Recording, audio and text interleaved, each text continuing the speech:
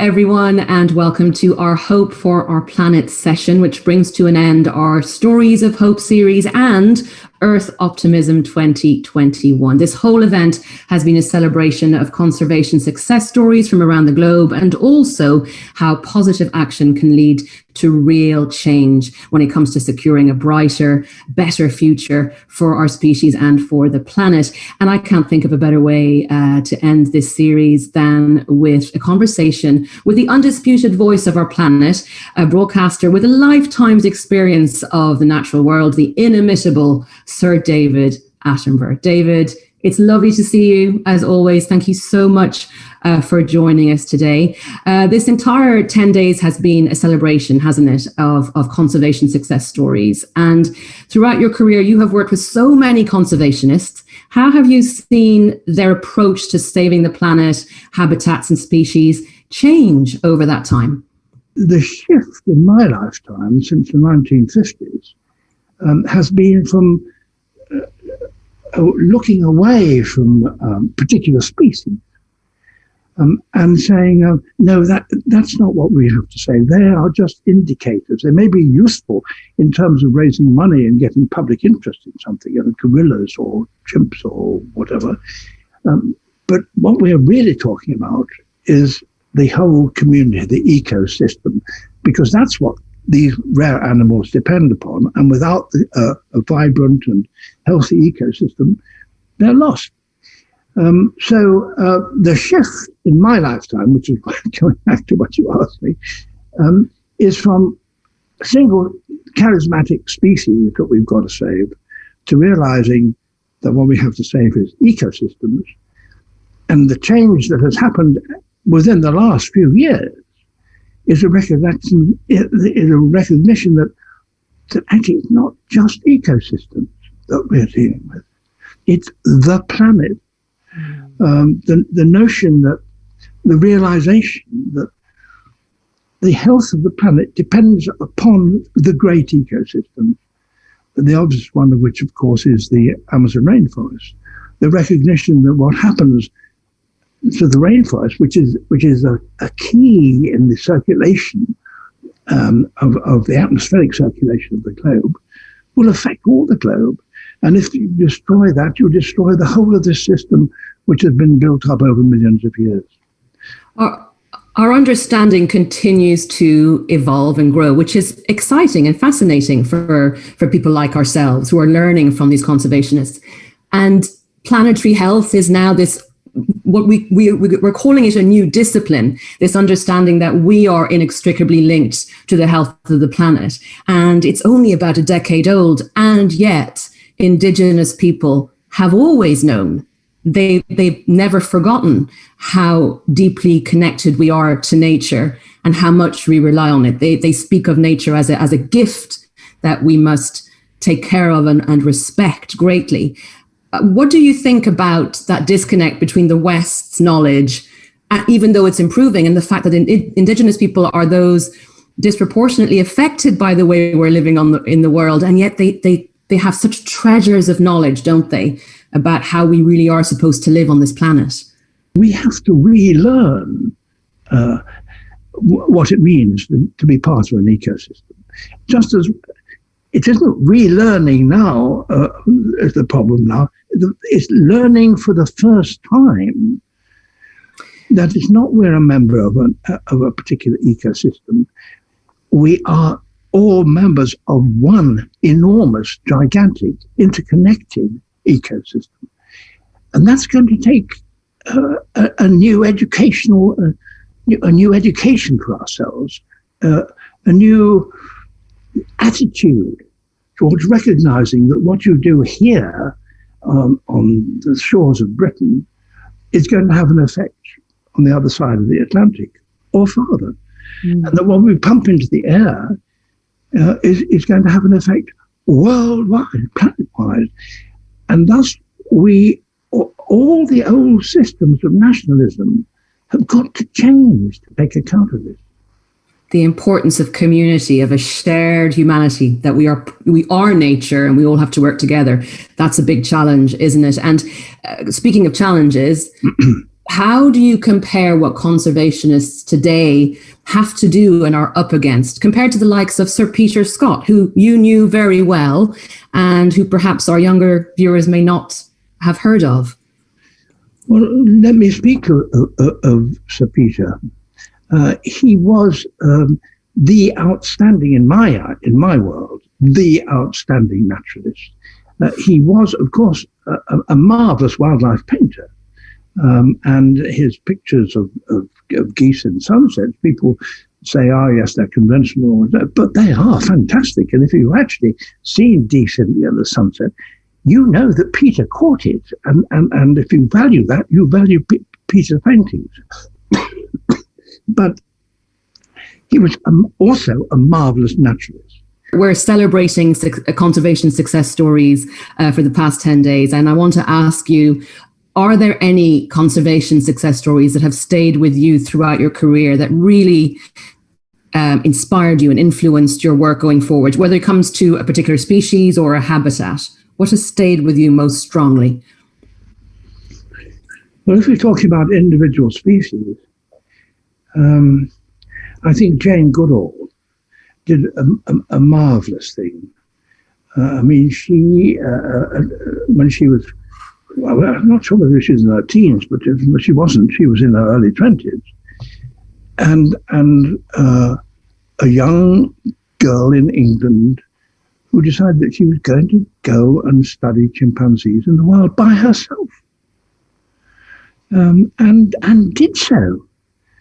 And then it became apparent that these very intelligent creatures, the chimps, had accepted her and treated her as though she was one of them. And her observations changed the attitude, I think, of the nation and beyond to the relationship that could exist between a human being and a perfectly wild animal society. And she became one of them. And she has never stopped. It's very difficult to see her because she lives on aeroplanes, as far as I can make out, because she travels continuously preaching the message in a most extraordinarily powerful way. Us mere mortals speak about you and Jane Goodall in that regard. The amount of work and dedication you both have applied to what is both your passions is extraordinary. We don't understand how you have so much energy to do what you do, but I presume it's the magic of nature that you've been surrounding yourself with your entire life that keeps you going. It has to be. We can see it in your eyes when you speak about nature, Sir David. I get so much credit for things that don't belong to me or that I haven't earned. It's in the early days. I was out there making the films, directing the camera, and one thing or another. These days, the natural history films that people see and are moved by are the part of big teams. I mean, there could have been as many as 30 cameramen or camera persons, because they're women as well as men, who contribute to these amazing films, and then they're the editors who sift it and get out the great shots and put them together in such a way. And I come in at the end of them and supply the words. And everybody thinks that because it's my words that I describe an extraordinary happening that may have taken several years to film by a group of cameramen even. And they say to me the following day, what was it like when that whale did that and the other? I say, well, I wasn't there. What? I said, I wasn't there. It was a cameraman who did it maybe 2 years ago. And I just put words on him. And there's a look of disbelief in their eyes. But anyway, the outcome is that I get a lot of credit for which I don't deserve. And a lot of, I'm credited with wisdom, which I don't have, which is even more embarrassing. You're anyway. Unbelievably modest, David, honestly, not true. Because we knew, you've been on the road, you produced, from the core of natural history programming, you made it what it has become, but it's, another beautiful layer to you is that you're so incredibly modest. And I don't know a single member of those teams that you mentioned that doesn't, mention you as someone who inspired them to do what they do. Let's talk about storytelling. We've been sharing stories for the past 10 days, and it's just been this beautiful, inspirational, motivational time. I certainly feel more positive and heartened from hearing all the stories. How important is storytelling as a tool to create the change that the planet needs? And why do you think we don't hear enough of these incredible stories that are taking place all around the world? Why are they not the news headlines? How much of a change do you think that would make to all of us and how we treat the planet if we change the way we tell stories and we put in the headlines all these incredible stories that we've heard about all week? Well, storytelling is the basis of effective communication. It's very difficult to make something that holds your attention for minutes on end that doesn't have some kind of narrative dynamic in it. And of course, the natural world is full of stories. And we would be very silly to ignore that. Making programs about more abstract things, about conservation as an abstract, or ecology as an abstract, is a more difficult thing. But if you're going to deal with an audience of 6, 8, 10 million people in Britain, in the United Kingdom alone, and many, many more beyond that, then a narrative is of greatest importance. And the easiest way to construct a narrative, well, there are two. One is that I was out there and this is what happened. And the other is I was faced with a marvelous series of events, and they are in themselves a narrative of what's going on in the natural world. So I'm all for stories. Of course, the greatest story of all is the story of evolution, of the way in which life has developed over the last 4 billion years, whatever it is. And I once tried to do that in 13 hours.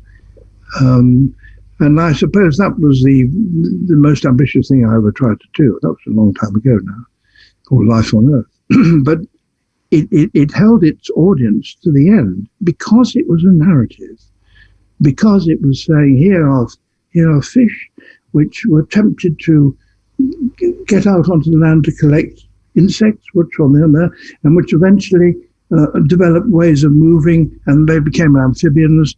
But they couldn't leave water very far because their skins weren't watertight. But then they developed watertight skins, and they became reptile, and so on. And that held in the audience a huge audience, because it was a narrative.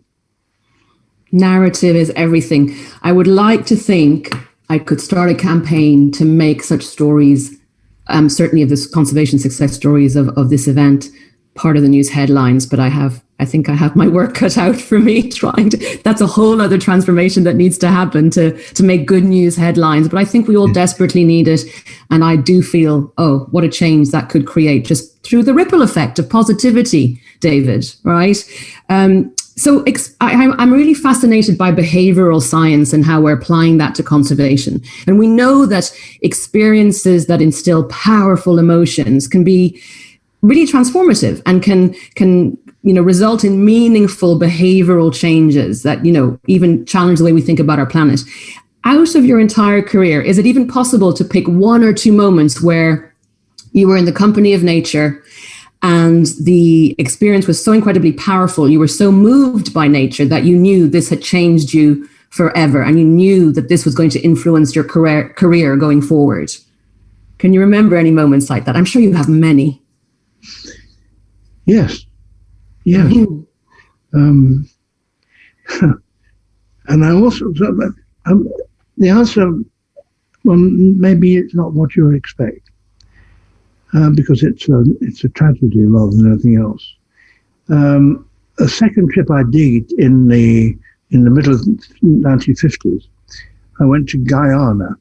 It was British Guyana, then it's now Guyana. And we went down and stayed with a remarkable character called Tiny McTurk. who had an estancia, cleared out the forest and was established himself there with cattle and another. And he was a marvelous bushman. I mean, he knew the bush backwards. And I knew nothing of the South American forest. It was the first time I'd ever been in it. And he was such a nice man. And he explained to me that when he was first there, he had to shoot a jaguar every day. Yes, in order to maintain any cattle there at all. And the following morning, he said, would you like to go down at dawn and see? We've got swamps here full of egrets and spoonbills and so on. I said, yeah, that'd be wonderful. So we set off through the South American forest. And on the way, he was telling me there's a little patch of sawdust, and that's because that insect was boring into it there.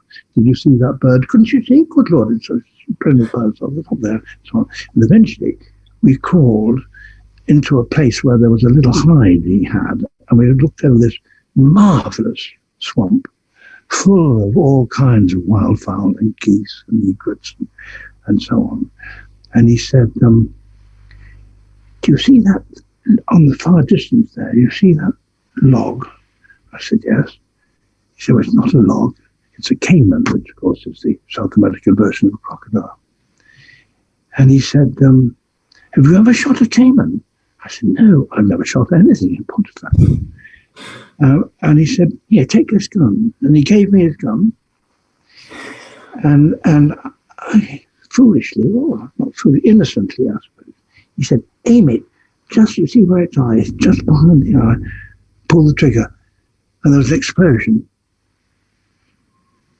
And the crocodile, the caiman, arched into the air with a huge splash. And the entire scene was destroyed. And all the egrets and the birds screamed and disappeared into the horizon. And I sat there appalled. And it was the first time I'd ever shot everything. And it was the last time I shot anything. And that moment of the wonder of this vast community of diverse birds and reptiles, and what I had done to it, has lingered in my mind ever since. And that's, of course, what we are doing to the world. Incredibly personal, powerful moment, and really symbolic, the way you describe, how affecting one animal, the whole ecosystem is destroyed. Yeah. It's all sort of rises up. How do you feel it changed you going forward? What was the sort of predominant feeling from that experience about how you would approach everything to do with how you wanted to protect the planet going forward? How easy it was for ignorance to destroy. How complex the thing was that we were destroying. How beautiful the community was, and how we could be a member of it. Mm. And of course, Tiny was a great naturalist. He had to shoot these things to survive. But we are past that now, and we now know that not only is it possible to live in harmony with the natural world, but we have to live in harmony with the natural world if we are to survive. So it's not just purple prose and romanticism and so on. It is part of our very survival. And it brings me beautifully to the next question, really, because we're talking about all of these conservation successes. There is also a lot of talk about how there is a need for deeper transformation in all of us, in how we see ourselves, our place on the planet, our relationship with it, that needs to happen to sort of support conservation and give it a fighting chance so that nature can truly recover. And in your book, A Life on Our Planet, you talk about the Amazon forest and how it self-regulates, and how that's a beautiful analogy for how we can live sustainably by kind of using the same principles. Tell me a bit more about that, how understanding nature and how it regulates, how the planet itself, never mind just the Amazon, how that system and all those beautiful cycles, what we can learn from that about with respect to how we live on the planet. There are elements in the rainforest in which we now understand that they are absolutely key to the health of the entire planet. And that if you destroy the rainforest, you interfere with the circulation of water in the atmosphere. And that's bad enough. But the more we interfere with the rainforest, eventually you get to a stage when, in fact, the forest itself can't survive. And people in the area of the Amazon, when people from the north, like us, say, please don't destroy any more of the forest, they say, but that's our livelihood. We have to develop a system in which the contribution by all parts of the world are recognized, and all parts of the world help to support, to make sure that that crucial element within the health of the world is supported equally around the world. Because there are great, as we all know, great disparities. In developed nations like this one, very powerful and so on, with huge influences, suddenly start telling people on the other side of the world what they have to do. We have to work out a system in which we can debate what is needed and contribute to what we, as have benefited so much from exploitation in different places. And we have to consider ourselves not as separate people arguing for our own particular selfish benefit, but to cooperate in a way that has never happened in the history of the world. If only we work together.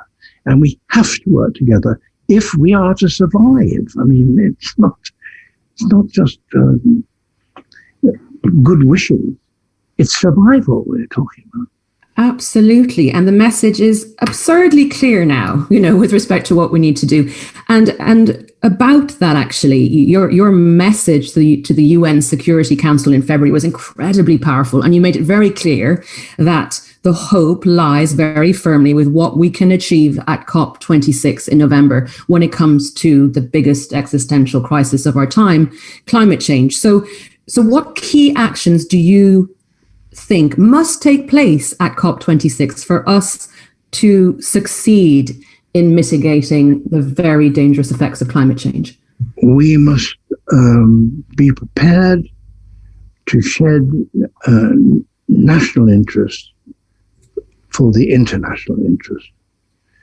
And that means that nations that are wealthy and which have built that wealth on exploitation in distant parts of the world have to work out ways in which we can contribute more than others that have paid the price. And that's going to be a difficult diplomatic one. And it's a difficult one because to get political support worldwide, that the people of the world will recognize that the delegates they send to this conference are there to produce a solution for the planet and not to come back necessarily beating their chests and saying, we won, we put it over them, we got more than they did. I mean, that time is past.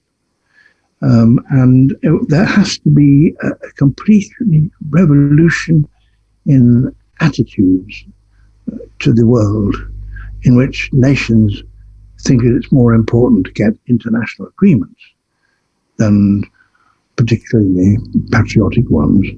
Do you think we're there? Are you hopeful that key world leaders understand what you have just set out, which is truth? It's writ large. That's what needs to happen. Do you think we're there in time for COP26? I have no idea, really. I do think that it may well be our last chance to preserve the planet with the richness that it has at the moment, which in itself is already reduced. One of the most straightforward examples is of course, the oceans. There we haven't, we should surely be able to get an agreement on the oceans. Mankind has destroyed the vast wealth of the oceans. They've destroyed the herring fishery, destroyed the cod fishery. The fact's absolutely clear. There's no argument about what overfishing does. There's no argument how, given the slightest protection, the seas can become marvelously productive. The idea that a single cod can produce 1 million eggs is very significant. And if we can only get the international agreement, we can allow that to happen. And we can bring about this enormous change in which the ocean is properly agreed internationally about fishing, and it becomes hugely productive, and food will be, which is going to be a problem for humanity, will become enormously enriched. The rights and wrongs of it are absolutely clear. The only thing that prevents it happening is selfishness. And we can't allow that. You always, as ever, set it out so clearly, so logically. It's such an obvious thing that we need to do. And as you mentioned there, selfishness tends to be an obstacle. So again, with respect to how we can create change, another very helpful tool is connections. Connecting with other human beings, finding common ground, having real conversations as two human beings, not two people with sort of, motives and incentives because they're representing a country. And I'm curious, when you're at more challenging environments like the COP conferences or biodiversity conferences, how do you go about making connections with world leaders or big industry leaders? Do you have a different approach to talking to someone like me who's kind of the converted? And have you ever had a moment where you've gone, finally, I've made a connection with him or her. I can see we're getting somewhere. Well, I suppose people say nice things after you've made a speech. The question is, and it's easy to bask in thinking, yes, we're changing opinions and so on. But then, fair play, we have to think about the problems for the politicians who've just been listening to you making these great sweeping statements and thinking, yes, I see the point. Then they get back home and they have to face the electorate, the people who sent them there. And that is why an understanding by people worldwide of what the situation is on our planet is of such importance. And that's why the business that you and I are involved in is not just trivia, really. I mean, spreading the message about the way the world works and the wonders of the world is what we should be doing. And thank heaven, people want to know it. They're hungry to know it. And there has been, certainly to my mind, in the last 10, 15, 20 years, there has been already a huge change, not just in Britain, where there certainly has been a change, but I believe it's spreading around the world. All sorts of people who were notorious for being quite unreceptive to ideas about natural history and so on, have suddenly become powerfully involved in it. And of course, the young people, who are the key people who will be taking over the reins, they are, in my view, more exercised than they've ever been, and more aware of what the problems are and what the rewards are and what the compulsions are. And those young people, when they get into power, which they will, I just hope that it won't be too late. And we're going to pose you some questions from those young people And this whole event is about all of us being involved in the solution. So I'm very excited about asking you those questions. But before we go to that, can I just ask you, you mentioned there, there are some countries making perhaps more unexpected progress to that end, to making the world a better place for us. Which countries are you most heartened by with regards to the policy changes they're making, not just committing to, but actually changing the way they run their countries? Well, the clear, well-known one, there may be others that I don't know about, but the most well-known one is Costa Rica. I mean, Costa Rica, putting it rather simplistically, the people in power in politics, what it was, I suppose, 20 years ago or so, suddenly said, we are losing all our rainforests. We need to save it.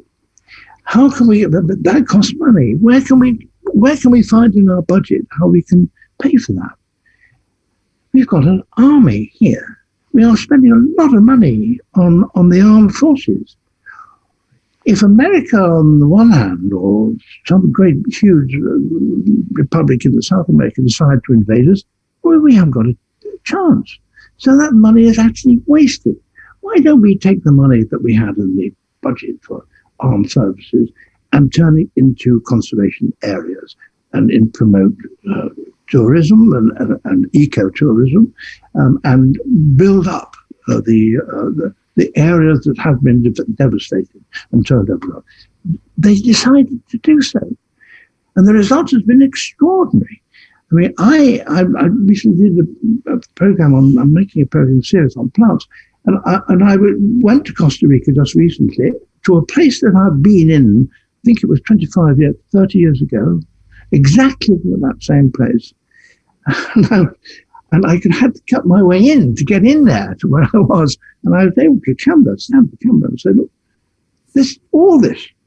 And it's rich, not just secondary. It was secondary, of course, and it wasn't as rich as it was. But there were a lot of birds there. There were a lot of creatures there. It was a flourishing community. And that has been returned in the question of 20, 30 years. That's wonderful, wonderful. The will is there and the results are incredible if only the will is there. It's writ large in Costa Rica for sure. We have so many questions from our audience, so let me get straight into it. The first question, David, is from Sarah Candia. She says, thank you for all that you do to raise public awareness on such important planetary issues. How do you keep hopeful in the midst of a climate crisis and critical biodiversity loss? You have no alternative. I mean, what else are you supposed to do? If you really believe the truth of what you're saying. Got him flouncing off into some there's a chance that we can fix things. And I don't waste time thinking, is it a 60% chance? Is it a 20% chance? What's the point? The point is you have to give whatever you can to the issue, as much as you can to the issue. And whether the chances of success are 20% or 40% or 60% is irrelevant.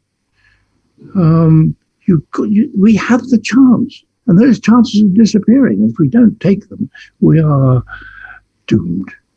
Motivational words. I love it. Thank you, David. Now, this is a question from a young man who's clearly very intelligent, very bright altogether. His name is Henry Day. He's age 7. He's already a junior wildlife ambassador for the Wildlife Trust for Bedfordshire, Cambridgeshire and Northamptonshire. And he wants to ask you, David, I love making nature videos to show people how amazing nature is, since I was inspired by your films. How do we tell people about the importance of the whole range of biodiversity and not just the cute or beautiful animals? And by telling stories, as we were saying earlier, because if it's a decent story, it's not just a hero and a heroine. It's a story with a whole complex suite of background characters, some of whom are inconspicuous, some of whom are boastful, some of whom don't tell the truth, and some of whom are positively evil. But nonetheless, they're all there, and that story has to be told. What animals don't tell the truth? Oh, lots. No, I mean, you and I both know a butterfly who sits there on the branch and say, "I'm not a butterfly, I'm a leaf." Or that extraordinary snake who mimics a spider in one of your latest films. That I jumped out of my seat when I saw that. I didn't know about that snake. Extraordinary. Just a personal question from me, hearing about Henry talk about how he does what he does because of you. You're very modest, but I'd love to get a sense of how you feel, throughout your career, the amount of people who say, I am fighting for nature. I want to tell stories about wildlife because of you. How does that make you feel when you're sitting having a cup of tea after a long day? Grateful, of course. But if you've been doing it as long as I have, okay, 1954, first time, you can do the arithmetic. That's 70 years, something like getting on that way. It means that anybody in Britain may have had the opportunity of seeing me when they were about 4 or 5, which of course is a very impressionable age. And we know it about imprinting and one thing and another, and we know how in fact you can imprint animals, imprint their parents are imprinted on their young and one thing and another. I sometimes think, when I wonder why it is that I'm given as much credit, as to whether this is the kind of parallel situation in which young children who are very, very impressionable have listened to my particular voice. I ought to feel embarrassed. I do. No, you don't. This is a light bulb moment for me. You are the parent that we all imprinted on. That's why whenever I watch your programs, it just feels like a warm blanket. I feel safe when I hear your voice come on the television. That's why we've all imprinted on you, David. We have a question from the Earth Optimism Nairobi team. They want to ask you, with a lot of nature being brought closer to people virtually, how do we stop future generations from becoming more disconnected from nature itself? How important is actually being in nature itself as opposed to watching it? Well, of course, television or books or whatever are substitutes for the real thing, and you have to have a taste of the real thing. I mean, I suppose it's possible to live without it, but to have its full effect, you have to sense the real thing. And we have to make it possible for people to do that. And we are. I mean, the number of people, when I was a boy, the idea of going to Galapagos, it was another world. Another world. I mean, no chance that anybody could go to Galapagos. But now, people all over the world can go to Galapagos. I mean, that's an expensive example, but the fact that it's there means that it's possible to value that swamp, which is down the bottom of the road, more than you did. And people are becoming more well aware of what riches lie on their doorsteps. For sure. Certainly with the pandemic. I know you've discussed that in the past as well. Absolutely. Absolutely. I mean, yeah, I've just made a program about how the changes have been as a result of the pandemic. There's a marvelous example of the Golden Gate Bridge, which traffic has been roaring across, for 30, 40, 50 years or whatever there was, noisy traffic. And there's a species of sparrow there that nobody had ever heard. Well, there was a species of sparrow.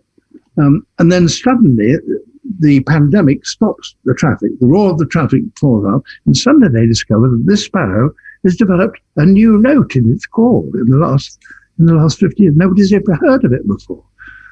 Wow.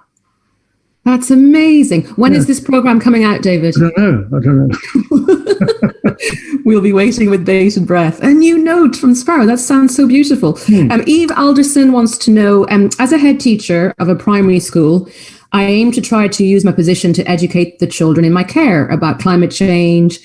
And have you any suggestions as to how we teachers can ensure our children become proactive, thoughtful and caring citizens of our precious planet? There's nothing to beat first-hand contact. And the best way you can do that, or one of the most exciting ways, is actually by having a pond, if you possibly can. And there's a marvelous charity called Learning Through Landscapes, which has dedicated itself to providing small schools which haven't got, or which had tarmac for playgrounds, to instead having a wild area with a bit of a pond in it. And of course, you know, and I know that the ponds are just a little bit of water, standing water, in spring, and you're going to get all sorts of things to it. Dragonflies, 50 million years ago, there they are. 50, what am I talking about? 500 million, 300 million years ago. This wonderful creature, fantastically beautiful, very difficult to observe, hauntingly difficult to observe, And can I see it? And then you find out where the perch is, and so you can sit there, wait for him to come back. And then you see this amazing creature with its gauzy wings there, straight out of prehistory.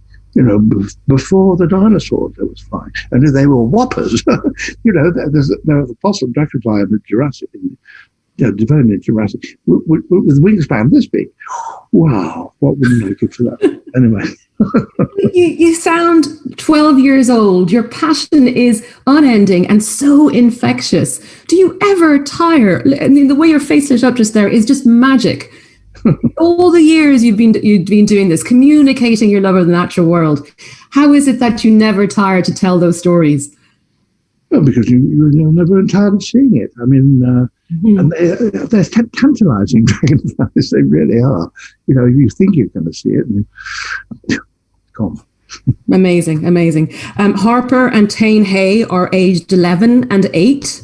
We love you, Sir David Attenborough, they say. What is one thing you believe all children should be doing right now to help save our planet? Don't waste things. Don't waste paper. Come to that, don't waste plastic. You may think plastic's awful. It is awful. And try and use it not at all. But certainly don't waste it. Only use it when you really have to. Don't waste lights. Don't waste space. Don't waste food. Don't waste time. Just don't waste. Don't make that big impact on the world, and take more from it and then just throw it away. Beautifully put. Sharna Ambapola is 15 years old, and she's learning about biodiversity and conservation through her GCSE geography lessons, which is great, she says, but I don't think every student gets to understand enough about these topics. Do you think conservation and climate change should be made a compulsory part of the school curriculum? Well, when I was at school, but the idea that science was not the ruling queen, the ruling discipline, the ruling source of insight and wonder and common sense was foreign. Every child should know about evolution. Every child should know about how the body works. Every child should know about science, the biological sciences. I put the biological sciences first. I mean, there will be those who would say, no, physics is the basis of it all. That may be so, in a sort of some sense or other. But certainly every child should understand about the natural world. Absolutely crucial. Indeed. I've had many arguments with some of my physicist colleagues, Professor Jim Al-Khalili and people like that about, biology versus physics. And of course, I'm in the biology camp as well, David. This is quite a meaty subject from Earth Optimism Rio team. Brazil's economy is essentially based on farming, cattle ranching, oil and mining. Sadly, many Brazilians don't believe it's possible to reconcile economic growth with nature conservation. What message would you give to these people? Well, for it to be believed, you've got to see the rationale that what we're talking about is truth. So what message can I say except see the way the world works? I mean, it's an educational problem, sure. But that harks back to what we've just been saying. You've really got to understand the way the world works. And it doesn't work on petrol. It works on blood. Indeed. Everything is interconnected. It's a finite system. The issue of infinite growth is an ongoing one. I'm fascinated by all of that. But yes, it's about fully understanding who we are and our relationship with the natural world first and foremost, on which we rely for our very survival, as you've said many times. Gitao and Elliot are year 9 students. And they say, my friend Elliot and I were year 9. His family are Australian. My family are Kenyan. We argue about which country has the most incredible animals. What do you think? Thank you. Well, Africa has more varied ecosystems than Australia, I think. Does it? I mean, Australia's got desert, and it's got temperate forest, and it's got up in the Cape York, it's got wonderful tropical rainforest, and it's got coral reefs. But I think probably in terms of variety and biodiversity, that Africa has it. The interesting thing about Australia, and which is why I like it so much, is that the cast of characters in the great drama are all new characters that you've never met before if you're a European. And that that makes it very exciting to try and work out who's the good guy and who's the bad guy and who's the new guy. And it's so exciting, Australia. Seeing, but in terms of biodiversity, I think Africa has to have it. Fair enough. Alana Lester would like to know, what do you find to be the most useful attributes or skills for an aspiring conservationist to have? A personal close-up acquaintance with the way that animals and plants coexist. An awareness of how seeds spring and give birth to, and give rise to plants, the way animals work, the way the whole thing integrates, and the way that it's all interconnected. Indeed. Carolyn Cadman would like to know, if you met your 8-year-old self, what advice would you give yourself at 8?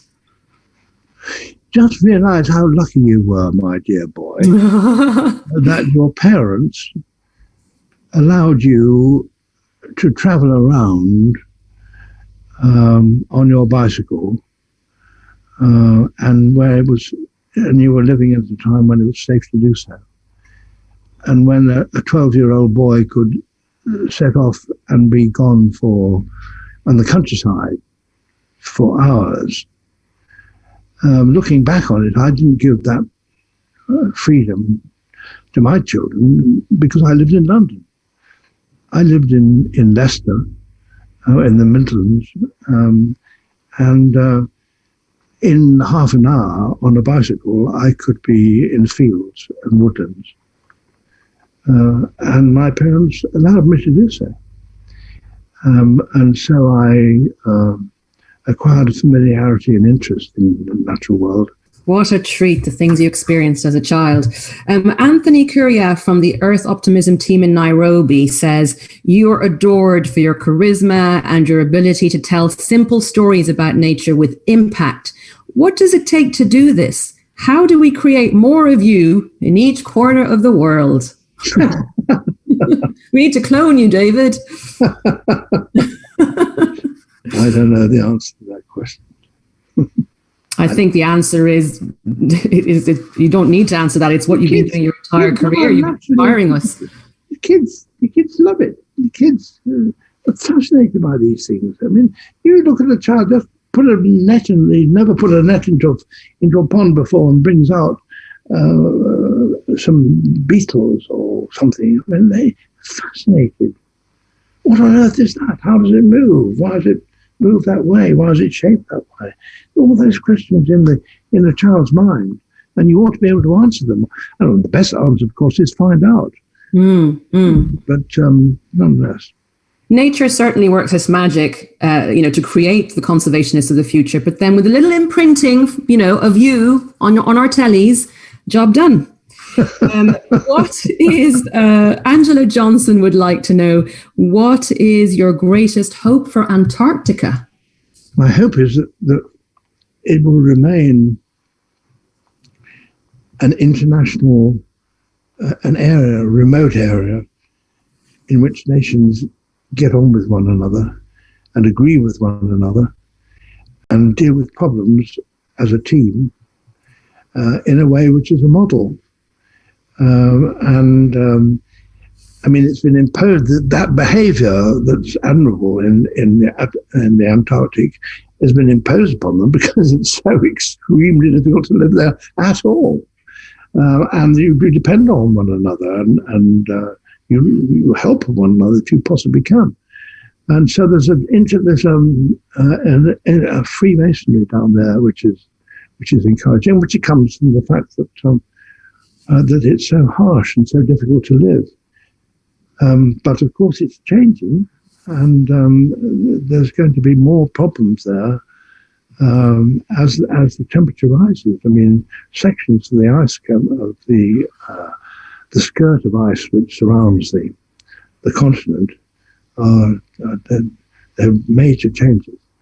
Islands appearing that would have in Ireland for the last 100 years or so have been part of the mainland because they were connected by ice. They're suddenly becoming separate. It's changing a lot. Indeed. Only a couple of more questions now, David. We're at the end of our session, but I'm going to combine Jacob Hodgkinson and Amanda Bodjum's questions because they want to know if there was an event in nature that you haven't witnessed yet personally that you'd like to witness, or a place, a location that you'd like to go to again, and why? I would like to go back to a really pristine reef, coral reef. The first time I dived on a coral reef was revelatory.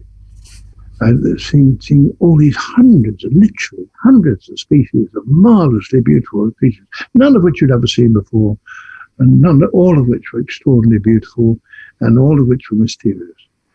And that's got rarer and rarer and rarer.